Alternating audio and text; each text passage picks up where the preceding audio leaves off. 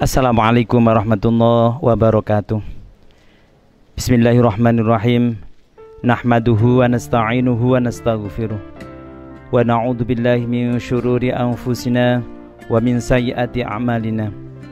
May yahdihillahu fala mudhillalah wa may yudlilhu fala hadiyalah. Asyhadu an la ilaha illallah wahdahu la syarikalah wa asyhadu anna Muhammadan 'abduhu wa rasuluh. La nabiyya ba'dah. Allahumma shalli ala sayyidina Muhammad wa ala ali sayyidina Muhammad. Qala Nabi sallallahu alaihi wasallam, man arada dunya fa alaihi bil ilmi wa man arada al akhirah fa alaihi bil ilmi wa man aradahuma fa alaihi bil ilmi.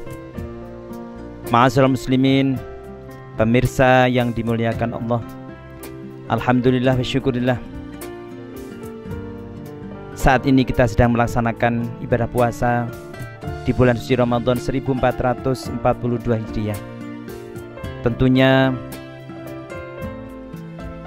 waktu yang sangat pendek ini, sebagai orang yang beriman, sebagai orang Islam, sebagai orang yang berilmu, tidak akan kita sia-siakan. Kita isi dengan amal perbuatan yang sebaik-baiknya, sebab kita tahu bahwa beramal di bulan suci Ramadan pahalanya oleh Allah Subhanahu wa taala akan dilipat gandakan. Ma'asyiral muslimin rahimakumullah, pada kesempatan ini saya akan mencoba untuk mengetengahkan sebuah tema jalan sukses ala Rasulullah sallallahu alaihi wasallam. Kita sebagai orang Islam, tentunya suri toladan kita adalah Rasulullah. Bagaimana Rasulullah yang pada akhirnya mencapai gelar Sayyidul Anbiya wal Mursalin, sebuah gelar yang sangat mulia di hadapan Allah Subhanahu wa taala. Tentunya itu harus melalui perjuangan yang sangat panjang sekali. Kita tahu Rasulullah adalah dilahirkan dalam keadaan yatim, kemudian masih dalam keadaan usia masih belia, masih anak-anak, dia harus ditinggalkan oleh ibunya, sehingga beliau menjadi seorang yang yatim piatu. Tentunya ini memotivasi kita semuanya. Seorang anak yatim piatu, tentunya sudah tidak ada siapa yang akan menjadi tumpuan harapannya. Kepada siapa dia akan mengadu? Beruntung beliau masih punya sanak saudara, di antaranya paman, kakeknya, dan handetolannya yang membantu beliau. Tapi bukan berarti segala tumpuannya itu hanya didasarkan pada bantuan orang lain, tanpa beliau bekerja, tanpa beliau berusaha. Ma'asyiral muslimin rahimakumullah, tentunya kita ketahui bersama, sebagaimana kata beliau, man arada dunya, barang siapa yang mengharapkan dunia, fa alaihi bil ilmi, dia harus punya ilmu. Wa man aradal akhirata, barang siapa yang mengharapkan akhirat, dia harus berilmu. Wa man aradahuma fa alaihi bil ilmi, manakala seorang ingin kedua-duanya, tentunya harus berilmu.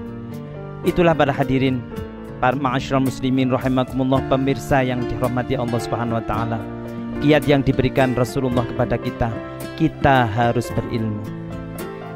Untuk urusan dunia saja, tidak ada orang yang sukses tanpa ilmu. Maka dari itu, untuk mencapai keahlian, harus sekolah sesuai dengan bakat dan minatnya. Seperti sekarang ini, untuk misalnya ingin menjadi seorang perawat, Dia harus, mungkin dalam pikiran kita hanya merawat saja, kita merawat orang sakit saja harus ada ilmunya, apalagi yang lain. Berdagang, meskipun secara otodidak, dia juga berilmu karena meniru orang lain supaya dagangannya laris dan sebagainya. Sebagai seorang petani, bagaimana agar produksi pertaniannya itu meningkat, agar hasil pertaniannya melimpah ruah, harus berilmu. Itulah sukses, kiat sukses yang dicontohkan oleh Rasulullah. Maka dari itu, senyampang masih ada kesempatan, mari untuk menggapai kebahagiaan dunia, kita harus berbekal dengan ilmu. Kemudian yang kedua, yaitu kiat sukses untuk menggapai akhirat. Akhirat adalah tempat hidup kita selama-lamanya, kekal dan abadi. Kita nanti akan hidup di akhirat yang kekal dan abadi, tentunya tanpa alasan. Kalau kita akan menuju ke sana tidak dengan ilmu, dalam bahasa Inggrisnya impossible, tidak mungkin. Maka dari itu, bagaimana caranya agar kita bisa menggapai kehidupan akhirat dengan baik, agar kita bisa menggapai kehidupan akhirat dengan bahagia? Tentunya dengan ilmu. Oleh karena itu, ma'asyiral muslimin, pemirsa yang budiman, di kesempatan bulan suci Ramadan ini, di TV yang kita cintai ini digelar berbagai macam pengajian, ceramah, ikuti dengan baik. Manakala kita tidak sempat untuk mengenyam pendidikan secara formal, maka dari itu, untuk mencapai kehidupan akhirat, kita harus mengaji. Kita manfaatkan majelis-majelis taklim, kita manfaatkan media-media informasi yang tersedia. Dalam rangka apa? Dalam rangka untuk mencapai kebahagiaan di akhirat kelak. Sebab kalau di dunia mungkin kita masih bisa bertanya, masih bisa minta bantuan kepada orang lain. Akan tapi kalau nanti di akhirat, jelas tidak mungkin. Kemudian yang kedua, kiat sukses ala Rasulullah adalah jangan sampai kita ini cacat moral. Apalagi sebagai seorang santri, jangan sampai kita, kalau ingin manfaat, ilmu kita manfaat, jangan sampai kita itu cacat moral. Mumpung masih ada kesempatan, jangan sampai melakukan hal-hal yang sangat dilarang oleh agama. Sebab catatan orang menuju untuk kita ini akan sangat terekam. Maka dari itu kita harus berhati-hati. Jangan sampai kalau kita ingin seperti Rasulullah, jangan sampai kita cacat moral. Yang terakhir adalah selalu mendekatkan diri kepada Allah Subhanahu wa Ta'ala. Kita sholat berjamaah, kita mengaji, kita menimba ilmu, kita amalkan semua ilmu yang kita dapat dari kita belajar, dari kita mendengarkan ceramah dari para ustadz dan kiai. Kita amalkan dalam keseharian. Dalam rangka apa? Mendekatkan diri kepada Allah Subhanahu wa Ta'ala. Itulah kiat menuju sukses, kiat sukses yang dijalankan oleh Rasulullah SAW, sehingga beliau menjadi orang yang diteladani, orang menjadi uswatun hasanah bagi umatnya. Ma'asyiral muslimin, mungkin itu yang bisa kami sampaikan. Ada kurang lebihnya kami mohon maaf. Wallahumma fiqil wa wassalamualaikum warahmatullahi wabarakatuh.